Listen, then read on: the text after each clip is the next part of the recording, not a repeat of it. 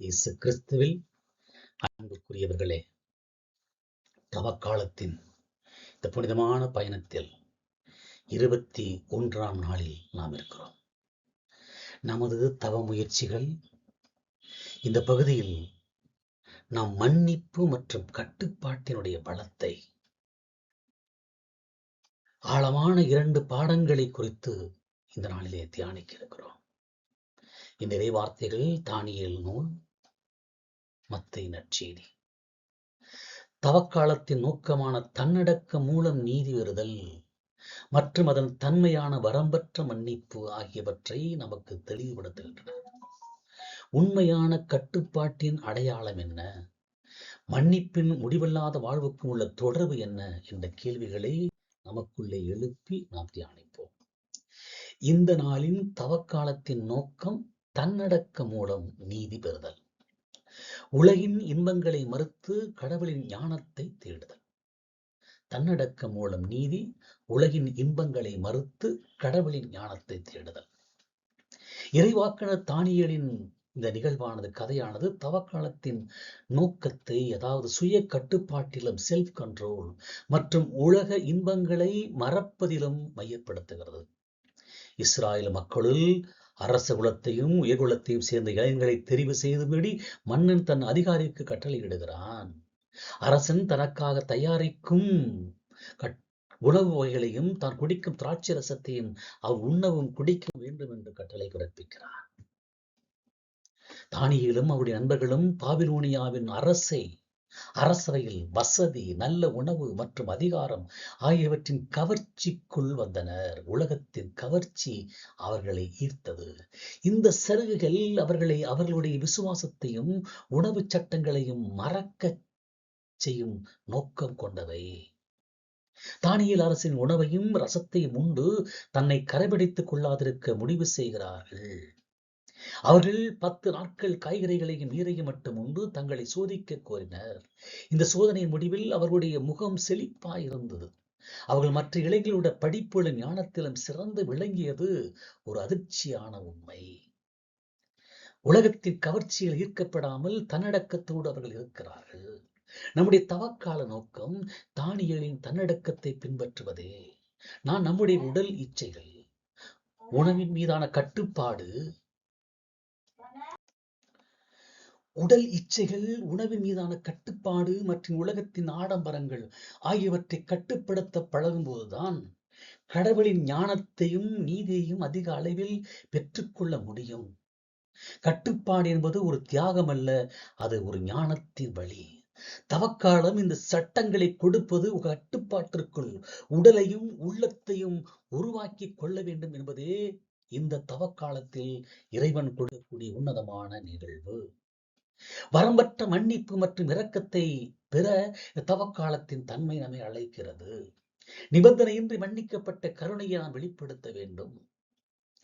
பேதுருவின் கேள்விக்கு இயேசு அளித்த பதிலானது தவக்காலத்தின் மிக ஆழமான தன்மையை பேசுகிறது. ஆண்டவரே, என் சகோதரன் எனக்கு எதிராக எத்தனை முறை பாவம் செய்தால் நான் அவனை மன்னிக்க வேண்டும்? 7 முறை மட்டுமா? இயேசு அவனிடம் 7 முறை மட்டுமில்லை, 70 முறை 7 முறை என்று தன்னை உனக்கு சொல்லுகிறேன் என்று அவர் அறிவிப்பதை நாம் உணர்ந்து கொள்ள வேண்டும். யூத போதனையில் ஒரு குறிப்பிட்ட அளவு மன்னிப்பை பரிந்துரைத்தன. இயேசு எல்லையற்ற மன்னிப்பை 70 தடவை 7 முறை என்றால் 490 முறை என்று பரிந்துரைக்கப்படுகிறது. கணக்கில் அடங்காத மன்னிப்பு, எண்ணிக்கையில் அடங்காத மன்னிப்பு. இயேசு உவமையின் மன்னிப்பின் முக்கியத்துவத்தை விளக்குகிறார். ஒரு பணியாளர் 10,000 பொற்காசுகள் கடனை மன்னிக்கப்பட்ட பிறகும் தனக்கு 100 வெள்ளிக்காசு கடன் கொடுத்த இன்னொரு பணியாளனை மன்னிக்க மறுக்கிறார். பாருங்களேன், மன்னிக்கப்பட்டவன் மன்னிக்க மறுத்ததால் அவனுக்கு மன்னிக்கப்பட்ட கடனுக்கான அவன் துன்புறுத்துவரிடம் ஒப்படைக்கப்படுகிறான் என்பது கடவுள் தரக்கூடிய செய்தி. நம்முடைய தவக்காலம் என்பது நாம் கடவுளினிடம் பெற்ற எல்லையற்ற மன்னிப்பை ஒவ்வொரு முறையும் உணர வேண்டும். அதற்கேற்ப பிறருக்கு நிபந்தனை என்ற மன்னிப்பை வழங்க வேண்டும் என்று அழைப்பு விடுக்கிறது. வெறும் உபவாசம் இருப்பது, தவம் இருப்பது, ஜெபமாலை சொல்வது, சிலுவைப்பாதை சொல்வது அல்ல. நாம் பிறரை மன்னிக்கவில்லை என்றால் நமக்கு மன்னிப்பு கிடைக்காது என்ற உண்மையே இந்த தவ காலத்தின் மைய தன்மை. தன்னடக்கமும் சமூக நீதியும். இறையியல் பொதுவாழ்வில் நிகழ்வுகள் கடன், வன்மம் மற்றும் சமூக அமைதியின்மை.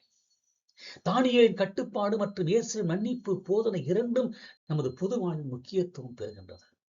தானியேல் உலக இன்பங்களை மறந்தது,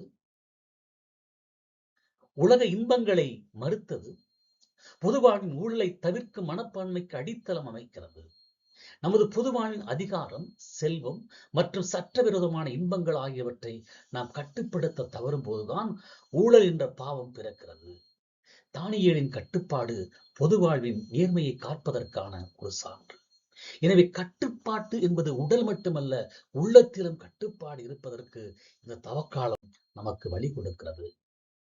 ஓமையில் வரும் பணியாளன் தன் சக பணியாளரை மன்னிக்க மறுத்தது போல இன்றைய சமுதாயத்தில் வெறுப்பு, பழிவாங்கல், நீண்ட கால பகைமை ஆகியவை நிறைந்திருக்கிறது.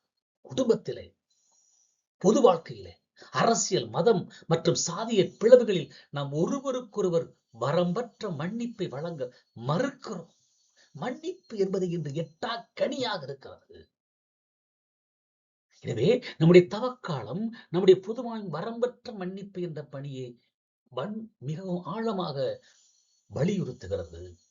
அது கடன், வன்மம் மற்றும் வரலாற்று பகைமைகளை களைந்து சமூகத்தில் சமாதானத்தை நிலைநாட்ட அழைப்பு விடுக்கிறது.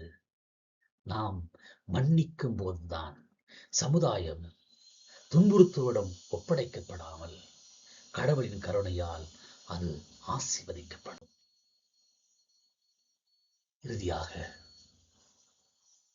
அன்புக்குரியவர்களே, இந்த 21ஆம் நாளில் நாம் கடவுளின் நீதியையும் இரக்கத்தையும் நம் வாழ்வில் முழுமையாக பெற்றுக்கொள்ள முயற்சிப்போம். மன்னித்து கட்டுப்பட்டு வாழ்வோம். இன்று கட்டுப்பாடற்ற வாழ்க்கைதான் அதிகமாக பார்க்கப்படுகிறது. தானியேலைப் போல உலகத்தின் இன்பங்களை மறந்து தன்னடக்கம் மூலம் கடவுளின் ஞானத்தையும் நேர்மையும் நாடிச் செல்வோம். இயேசு கிறிஸ்து கற்பித்தது போல நமக்கு கிடைத்த வரம்பற்ற மன்னிப்பை உணர்ந்து நம்முடைய சகோதர சகோதரிகளுக்கு எல்லையற்ற மன்னிப்பை கொடுப்போம். கணக்கில் இல்லாத மன்னிப்பை கொடுப்போம். நாம் மன்னித்து வாழும்போதுதான் நம்முடைய விண்ணக தந்தையும் விண்ணகத்தில் நம்முடைய பாவங்களை மன்னிப்பார். மன்னிப்பு பெறுவோம், மன்னிக்கப்பட செவிப்போம், மன்னிப்போம்.